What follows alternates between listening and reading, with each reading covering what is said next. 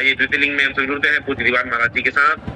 एक बार रघुनाथ बुलाए भगवान क्या संबोधन दे रहे हैं, क्या शिक्षा दे रहे हैं और कैसी स्वतंत्रता दे रहे हैं, इस पर चर्चा भाग 2 पूज्य दीवान महाराज जी के साथ। बोलो तो बाजार।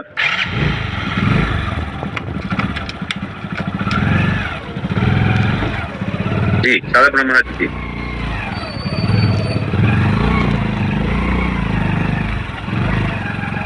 बोलिए श्यावर रामचंद्र भगवान की जय। वीर बजरंग बली की जय। भूत भावन भगवान की जय। श्री तुलसीदास जी महाराज की जय। सद्गुरुदेव भगवान की जय। नारायणं नमस्कृत्य नरं चैव नरोत्तमं देवीं सरस्वतीं व्यासं ततो जयमुदीरये। श्रीविभूषित करान्नवनीरदाभात् पीताम्बराधरुण बिम्ब फलाधरोत्थाय। पूर्णेन्दु सुंदर मुखाद अरविंद नेत्रात् विस्तात् परम किमपि तत्त्वमहं न जानी।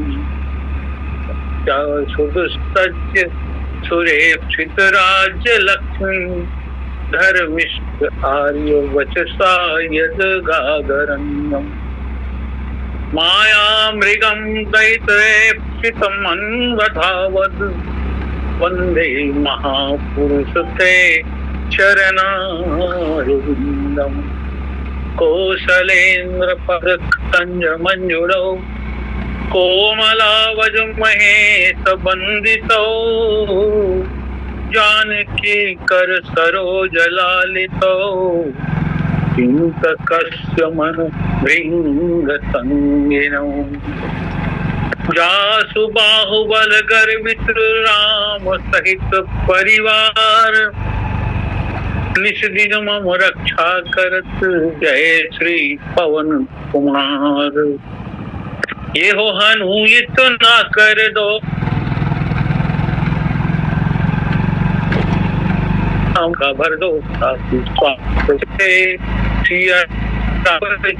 ये डर दो। लेखनी तुलसी की मसी और अक्त शंकर मानस की। पूजी प्रेम की मृत्यु भाव भरत आशीष सिया कर पंकज की। पूजी प्रेम की मृत्यु भाव भरत आशीष सिया कर पंकज।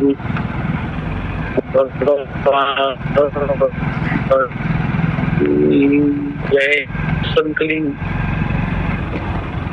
वैसे तो अनवरत जारी रहता है, जारी है, लेकिन वास्तव में पटेल जी नहीं होते तो ऐसा लगता है कि लिंक चल तो रही है लेकिन इसका कहीं एकर ब्रेकर कुछ है कि नहीं। यद्यपि युवराज सिन्हा जी ने बहुत सफलतापूर्वक चलाया, उन्हें बधाई। पटेल जी तो जिस तरह से आए हैं वो हनुमान जी के निवास से आए हैं, इसलिए उनके साथ जितने तीर्थ यात्री हैं सबको सादर प्रणाम। और जितने लिंक में जुड़े हुए हैं अभी उन सबको भी प्रणाम करते हुए आइए आगे की यात्रा करें। हमारे परम आदरणीय राजेंद्र शर्मा जी देख रहे हैं, उन्हें भी प्रणाम। एक बार रघुनाथ बुलाए पुर जगपुर गुरु जपुर वासी सब आए। भगवान राम के आह्वान पर सभी आए।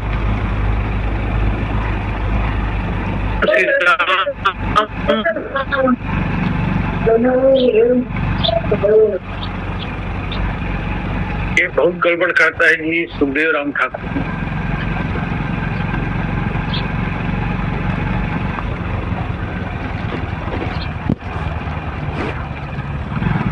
भगवान श्री राम अपने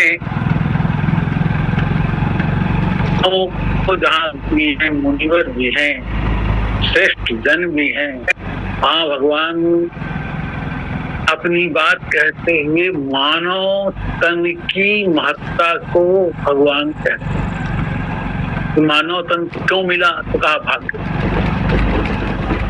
बड़े भाग्य मानुष तन पावा। भाग्य क्या अर्थ है? भाग्य से तो मिला। अब भाग्य का क्या अर्थ है? इसका अर्थ छत्तीसगढ़ी में समझिए, जो भाग गया है फिर आ गया उसी भाग्य कहते हैं। जो भाग गया था फिर आ गया उसी भाग्य कहते हैं। तो ये मानुष तन भाग्य से तो मिलता है कि सबको मिलता है ये? तो नहीं, सबको नहीं। देवता भी इसके लिए तरसते हैं, हमको मानो तो बना दो एक बार। मानव देवता बन सकता है अपने कर्मों से, लेकिन देवता कुछ भी कर्म करे मानव नहीं बन सकता।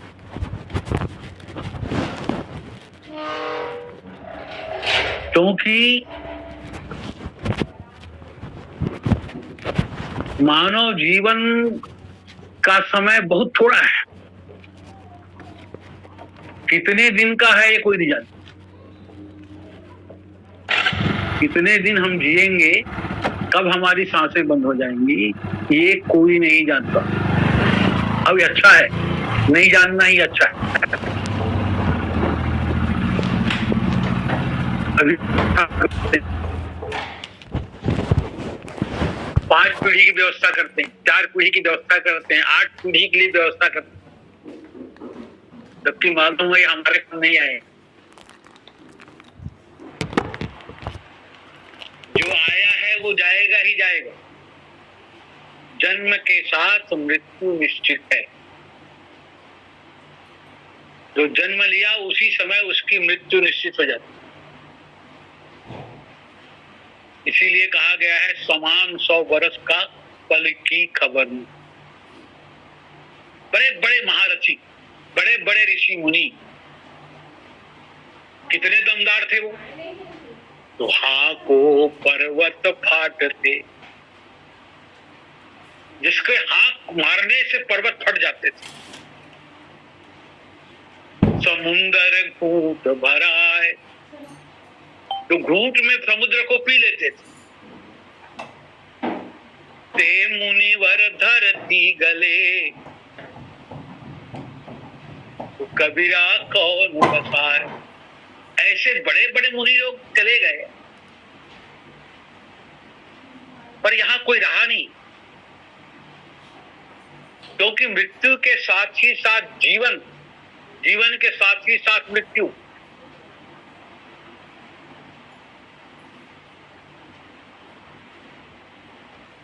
एक व्यक्ति का जब बालक का जन्म हुआ तो यहाँ एक विद्वान व्यक्ति बैठा था। उसने कहा,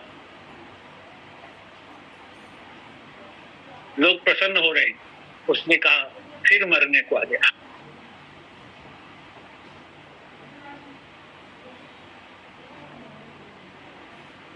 अब एक व्यक्ति जब मर गया, वही विद्वान आदमी कहता है फिर जन्म बनता। यही जन्म मरण का चक्र है। दीपक क्यों जलता है? तो हम कहते हैं प्रकाश देने के लिए दीपक जलता है। कुछ हद तक सत्य है, लेकिन सही ये है कि दीपक बुझने को जलता है। दीपक बुझने को जलता है। मरण सदा से जीवन के ही आंचल में पलता है। जीवन के आंचल में ही मृत्यु है। इसीलिए ब्रह्मानंद जी ने कहा, जीवन कितने दिन का? किसी ने पूछा, कहा 2 दिन का। भले हम लोग कहते हैं कोई 4 दिन का, 4 दिन की चांदनी, फिर अंधेरी रात, ऐसा कहते, लेकिन नहीं।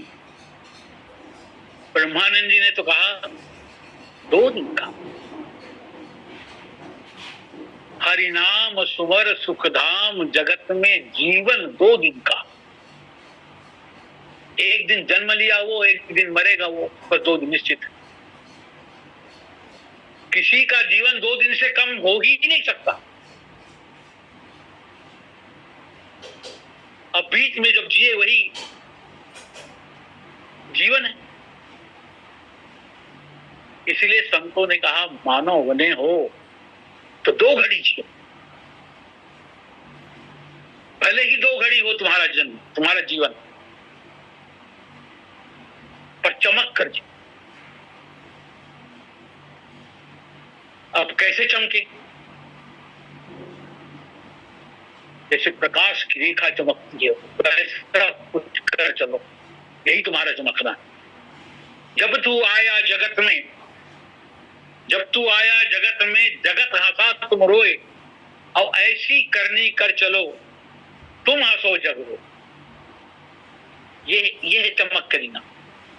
क्योंकि ये मानव देह इतना महत्वपूर्ण है कि साधन धाम कर द्वारा, साधन धाम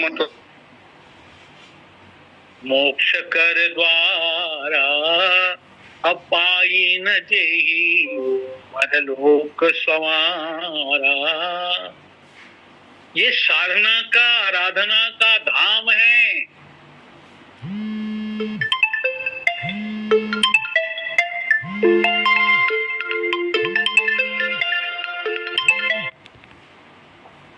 दरवाजा शरीर नहीं है। कितने दरवाजे हैं? 10 दरवाजे। सब जानते हैं शरीर के 10 दरवाजे हैं, पर बड़े भाग्यशाली होते हैं उनके लिए 11वां दरवाजा खुलता है, जिसको कहते हैं ब्रह्मरंग। सबके लिए नहीं खुलता। अच्छा, 10 दरवाजे क्यों हैं? एक दरवाजा से काम चल जाता तो 10 क्यों? क्योंकि 10 इंद्रियां, एक भी इंद्रियों से हमने भगवान का भजन किया, भगवान की सेवा की, एक भी इंद्रियों को हमने भगवान को समर्पण किया, तो वो दरवाजा खुल जाएगा। चाहे 9 बंद रहे, एक खुल जाएगा। जिसने सब कुछ भगवान को अर्पण कर दिया,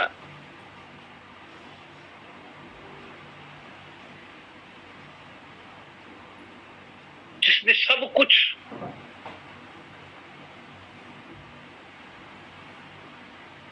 भगवान को, कोई सब कुछ अर्पण करे, भगवान भी आग खड़े हो जाते हैं, अरे भाई तू अपने लिए कुछ बचाया है?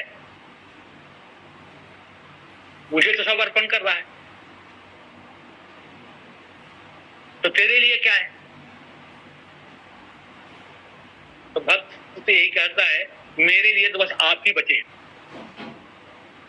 मैं तो सब आपको दे दिया, लेकिन आपको बचा के रख लिया, आप मेरे। अब ऐसे व्यक्ति के लिए मोक्ष का दरवाजा नहीं खुलेगा, समझ में नहीं आता। खुलेगा ही खुलेगा। सबरी के लिए खुला, जटायु के लिए खुला। तो सबरी ने कहीं वेद मंत्र सीखे क्या? कहीं पढ़ने गई क्या? और यहां तक रामचरितमानस में नहीं कहा गया कि वो राम राम जपती थी।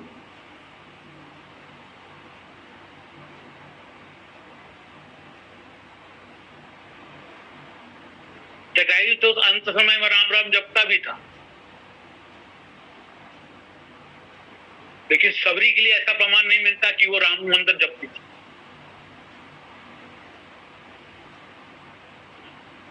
लेकिन सब कुछ जो समर्पण सबरी का था, एकमात्र राम की। सांसें भी समर्पित, दिन भी समर्पित, रात भी समर्पित, समस्त कर्म समर्पित, अपने लिए कुछ नहीं।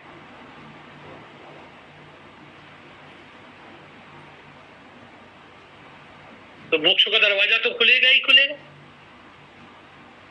भागवत में कथा की है, महाराज पुरुरवा का नाम आता है। चक्रवर्ती सम्राट, बड़े वीर थे, बड़े दानी थे, सारे सद्गुण उसमें। पर एक उर्वशी अप्सरा के सौंदर्य के में ऐसे फंस गए वो, उसके सौंदर्य ने उसको ऐसा दीवाना बना दिया कि जितने सद्गुण थे सब गए, चारों खान चित्त हो गए, उसका पता हो गया। उर्वशी ने राजा को खिलौना बना दिया, वो जैसा कहती थी ये ऐसे करती। राजकाज छोड़ के उसके सामने हाथ जोड़े खड़े रहते, बोलो क्या आज्ञा है। इतने बड़े खिलौने बन गए।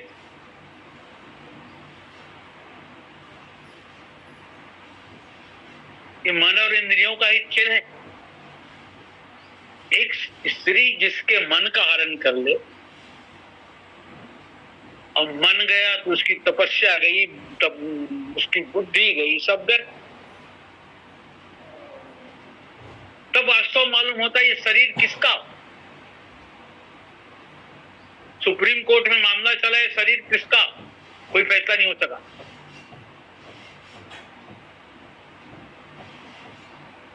किसका है कुछ पता ही नहीं। पत्नी कहती है मेरा पति है, माता पिता कहते हैं मेरा बेटा है, आग कहती है ये मेरा है, एक दिन मैं इसको भस्म करके रहूंगी। कुत्ते कहते हैं ये शरीर हमारा है, इसका भोजन तो हम ही करेंगे। गीध कहता है ये शरीर हमारा है, इसको तो हम ही खाएंगे। जहां इतने दावा करने वाले हैं ये शरीर मेरा है, ये शरीर मेरा है, तो कौन सा न्यायाधीश फैसला करेगा शरीर किसका है। पुरुरवा का अंतिम अभिमत यही था, उनकी अनुभूति थी जब उर्वशी उसको छोड़कर चली,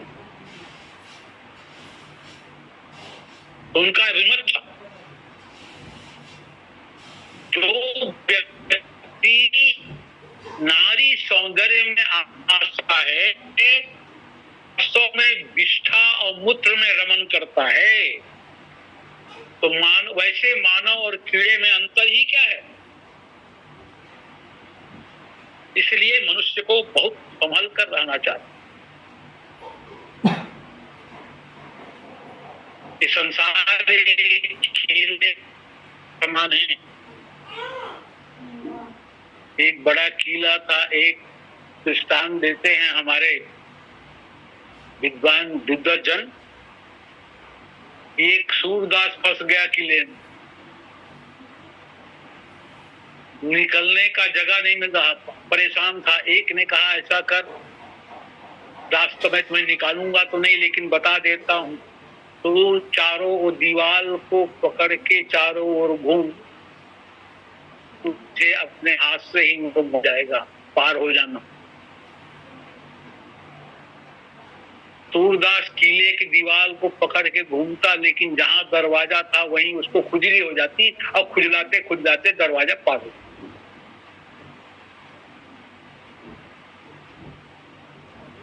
कितने दिन हो गए उस सूरदास बेचारे को किले में घूमते घूमते, दरवाजा ही नहीं मिला। मैंने जहां खुजली वहीं दरवाजा। या तो जहां खुजली हो जाती है वहां खुजलाना बनकर,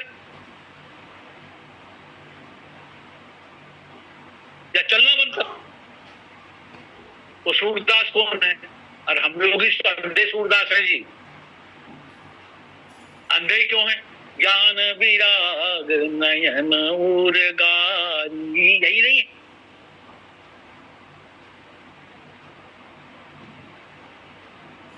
और जिनके पास ये नेत्र नहीं है उसको कहते हैं बीमारी हो गई, आंख की बीमारी।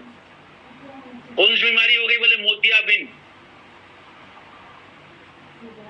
नियरे हो ये सूझत नहीं, लानत ऐसी जिंद, तुलसी इस संसार को भयो मोतियाबिंद। संकेत क्या है? पशु पक्षी की योनि है, यही तो दीवार है, और मानव योनि ही दरवाजा है। और जो खुजली होती है वो वासना की।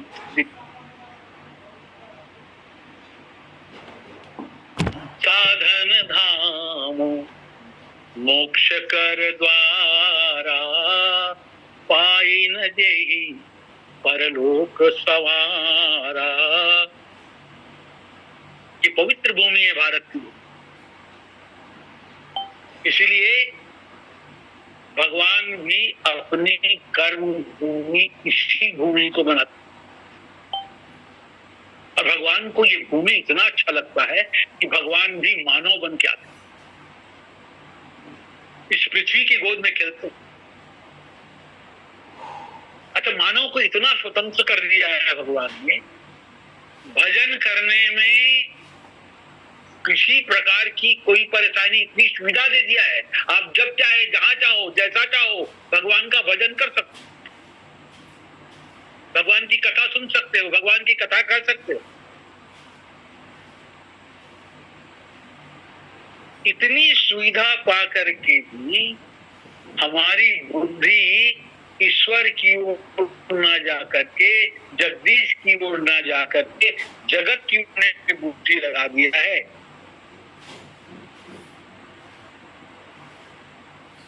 इसके लिए विषयों की प्राप्ति की। अब विषयों की प्राप्ति के लिए हम घर गृहस्थी के अंधकार में पड़े हैं। इसीलिए कहा कि भगवान का भजन नहीं करते वो पशु के समान हैं। जेहि तन दियो ताहि बिसरायो, ऐसो नमक हरामी। यशोदा जी,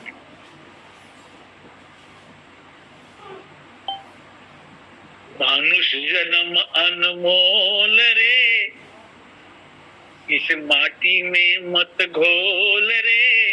अब जो मिला है फिर न मिलेगा, कभी नहीं, कभी नहीं, कभी नहीं रे। मानुष जन्म अनमोल रे, इस माटी में मत घोल रे। अब जो मिला है फिर न मिलेगा, कभी नहीं, कभी नहीं, कभी नहीं रे। तब क्या करें? राम नाम तू बोल रे, जीवन में रस खोल रे। अब जो मिला है फिर न मिलेगा, कभी नहीं, कभी नहीं, कभी नहीं रे। राम नाम तू बोल रे। इसीलिए गोस्वामी जी, इसीलिए भगवान श्री राम स्वयं अपना रहस्य बताते हैं, ये खोल देते हैं तो मैं ही ईश्वर हूं। साध पर मेहनत तो तुमको करना पड़ता। मैंने तुम्हें मानव बनाया, इस तन का कद्र आप करना सीखो। साधन धाम मोक्ष कर द्वारा, अपाई न जेहि परलोक सवारा। मोक्ष साध्य वस्तु है, और ये शरीर इस मोक्ष का द्वार है।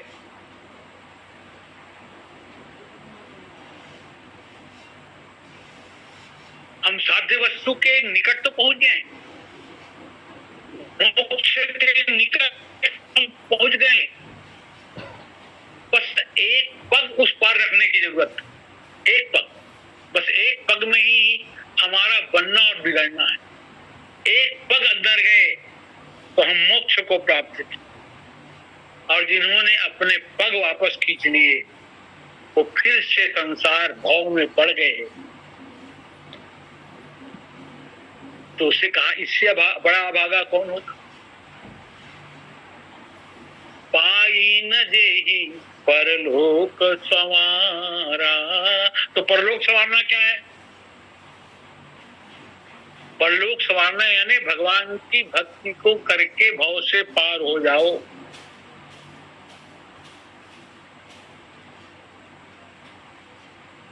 कहा गया है, मनुष्यम प्राप्येनाथ नार्चितो हरीश्वर।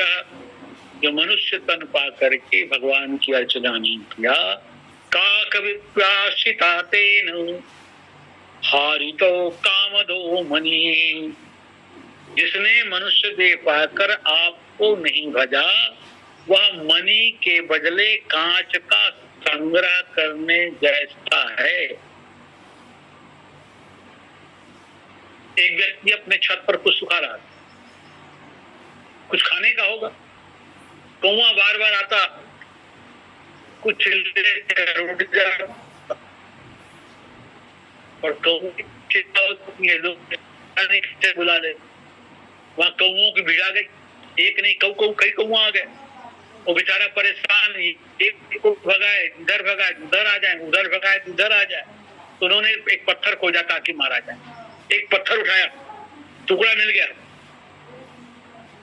क्रोध में बुद्धि काम तो करती ही नहीं, उसे देखा नहीं कौन सा पत्थर है, तो देखा ही नहीं उसने।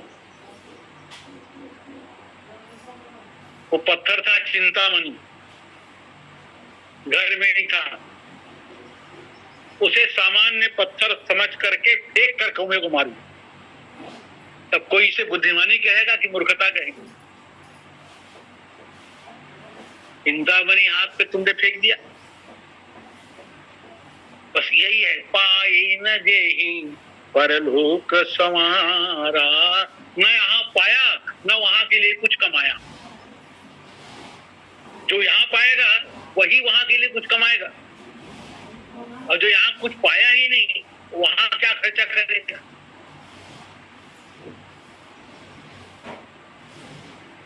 लोक गया लफाजी में, परलोक गया मूर्खता। भगवान श्री राम कहते सो परत्र दुख पावनी, धीर धुनि धुनि पछिताई, अकाल ही कर्म ही ईश्वर ही, मिथ्या दोष लगाई। परत्र पर अत्र दूसरे जगह दूसरे काल में परलोक में दुख पाता है, तो परत्र दुख पावल। उसके बाद उसे याद आता है तो सिर पीट पीट कर पछताता है। समय चुके उन्हें क्या पछताना। अब पछताता है क्या करता है? काल कर्म और ईश्वर को मिथ्या दोष लगाता है।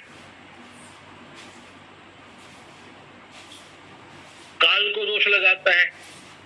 जब तक जीवन में अनुकूलता थी, सब कुछ अपने हिसाब से हो रहा था, तो मानव गर्भ में फूल जाता है, सब कुछ मेरे हिसाब से हो रहा है। काल भी मेरे अनुशासन को मानता है। मैं जैसी इच्छा कर रहा हूं, इच्छा पूरी हो रही है, मेरी इच्छा से ही चलता है। अब थोड़ी सी प्रतिकूलता आई, तब क्या कहता है? अरे काल प्रबल, मेरा समय तेरा कब था? न कभी समय तेरे हाथ में तो रहा ही नहीं। अच्छा, समय को अपना बनाने का हमने प्रयास किया नहीं, वो तो विधाता ने अनुकूल कर दिया था। वास्तव में स्थितियों की अनुकूलता और प्रतिकूलता का कारण है मन। तो तुलसीदास जी विनय पत्रिका में भगवान से हाथ जोड़ के प्रार्थना करते हैं। भगवान से यही कहते हैं, मोही मूढ़ मन बहुत विगोयो। हे प्रभु, मन को कहते हैं मूर्ख। ये मन इतना मूर्ख है, मुझे बहुत छकाता है। तो राम जी ने कहा, तुम इस मूर्ख की बातों में क्यों आ रहे हो? मूर्ख है, तुमको इसके चक्कर में नहीं आना चाहिए। तुम ही कह रहे हो ये मूर्ख है और मुझे छकाता है।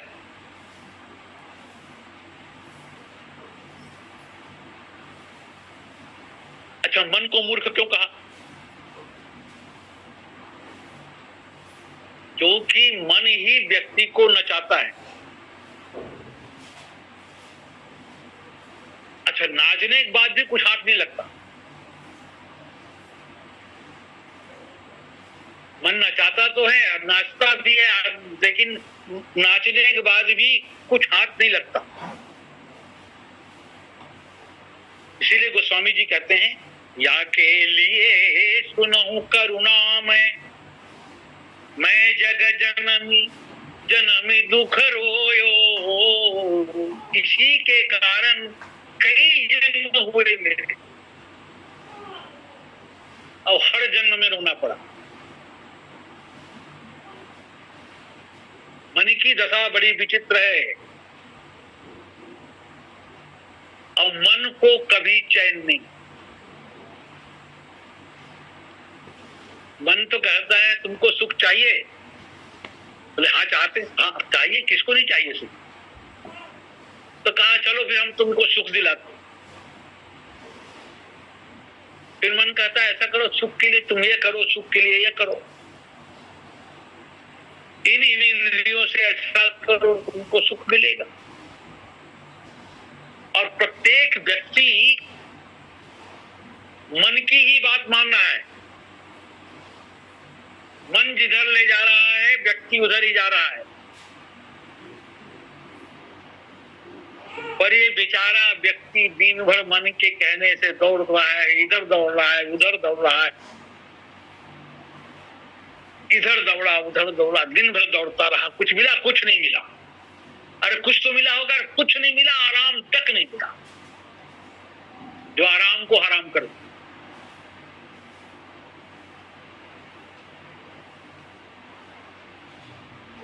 एक व्यक्ति कहीं यात्रा करता तो सर पे खाट भी रखता, बिस्तर भी रखता।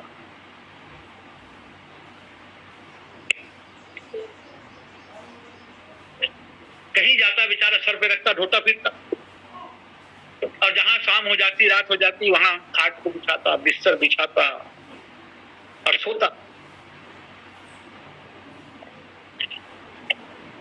क्या मिला उसे? क्या सचमुच आराम मिला? जितनी देर वो बिस्तर और खाट को लेकर ढोता रहा, उससे कम समय उसे सोने को मिला। नुकसान में रहा। अरे चलो दिन भर ढोया तो कम से कम सोने को तो मिला, तब भी संतोष मिल जाता। पर मन ऐसा चित्र है कि दिन भर खाट धुलवाता है, रात भर बिस्तर बिछवाता है, और जैसे ही सोने का समय होता है तो कहता है फिर एक काम करो। इस प्रकार उस बेचारे का जीवन बिछाते बिछाते उस पूरा रात बीत गया। फिर दिन आया, फिर धोना शुरू। दासत ही गई बीत निशासत, दासत ही गई बीत निशासत, कबहू नास नींद भर चो। ये मन ऐसा चकाता है, बस ढोते रहो, ढोते हो।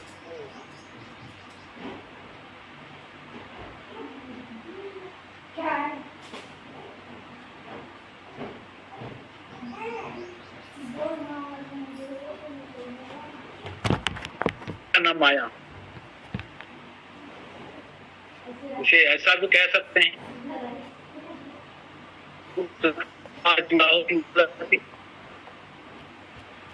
यही करता है मन के चक्कर। अच्छा मन और बढ़ा देता, इतना करोगे तो आज थोड़ा सा ये वाले नंबर में सट्टा लगा दो, रात 12 बजे तक करोड़पति बन जाओगे।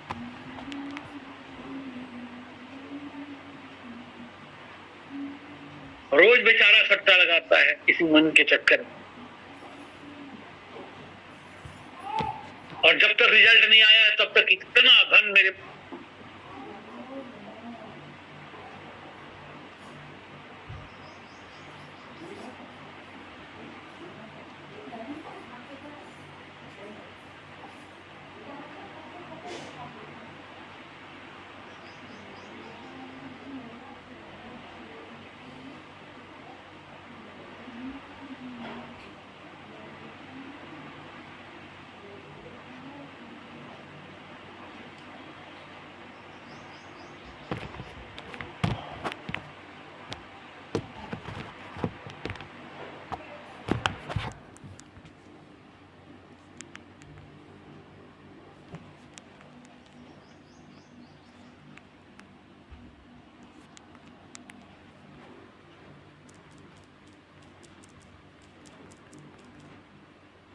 स्पष्ट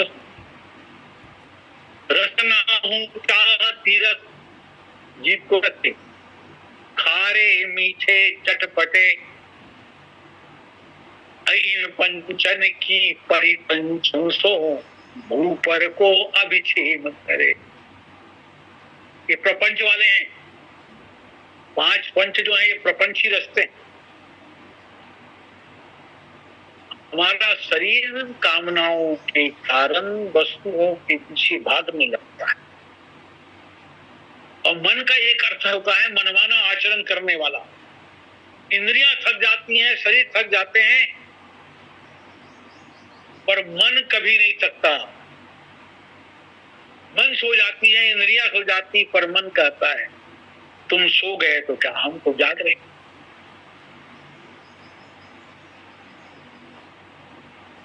अरे स्वप्न क्या है? मन का ही तो खेल है।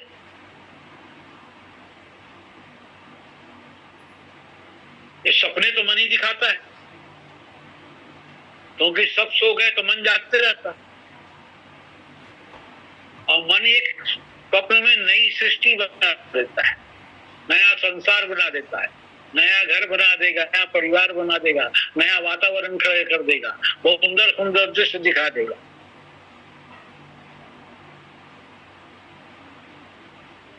सपने में आंखें बंद हैं, कान बंद हैं, पर फिर भी सुनाई दे रहा है, फिर भी दिखाई दे रहा है।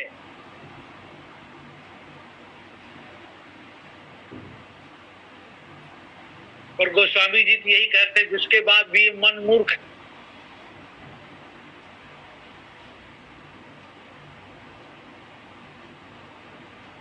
वास्तव में मन मूर्ख नहीं है, मन मूर्ख बनाता है।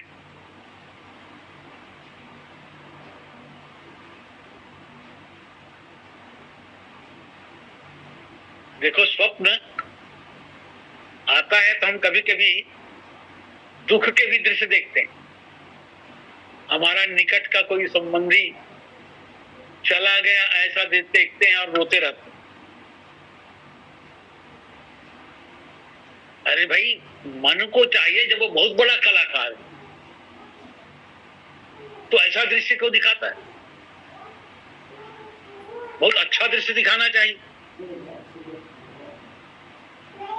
कुछ ऐसी सृष्टि दिखानी चाहिए जिससे हमें सुख मिले। सुंदर आकृति, सुंदर कला दिखानी चाहिए। मन की बनाई हुई सृष्टि ही स्वप्न है, और जब बढ़िया बढ़िया स्वप्न आता है ना, तब हम जाग के